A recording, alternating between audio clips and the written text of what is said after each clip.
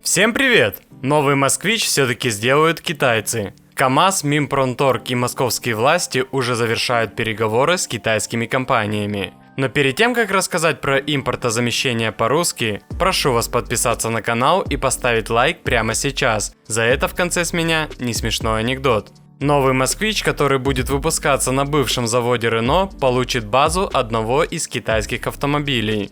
Среди самых вероятных партнеров рассматривается JAC, BYD и FAW. Переговоры с китайцами на предмет локализации производства будущего москвича сейчас ведут КАМАЗ, Минпромторг и московские власти. Завершить их планируется в течение 2 недель. За это время должен быть найден партнер, готовый поделиться своей платформой. Все будет зависеть от условий, льгот, возможностей по логистике комплектующих, так как очевидно, что на первых порах доступна только крупноузловая сборка. Получается, что на территории завода в этом году зайдет какой-то китайский бренд и под маркой «Москвич» будет выпускать свои автомобили. Роль КАМАЗа в проекте будет невелика, поскольку у него нет своей легковой линейки. И сам он никогда не делал хороших легковых автомобилей. Из-за этого говорить о какой-то масштабной помощи с его стороны нельзя. В случае, если ни с кем из Китая договориться не получится, выпуском москвича займется КАМАЗ. В таком случае он будет частично унифицирован с электрической моделью Кама. Однако ждать его выхода придется долго. Всему виной отсутствие у КАМАЗа хотя бы одной сертифицированной легковой модели.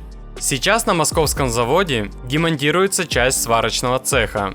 Это делается для того, чтобы перенести производство кроссовера Renault Duster на головную площадку АвтоВАЗа в Тольятти. Там их будут выпускать под российским брендом Lada. Завод Renault Россия полностью перешло во владение правительства Москвы, и возврат будет невозможен. Опцион по обратному выкупу распространяется только на бизнес Тольятти.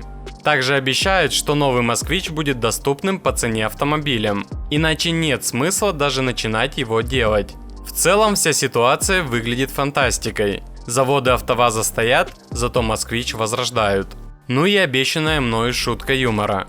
В России жить не скучно, не то что в Европе. У них все есть, а у нас все будет.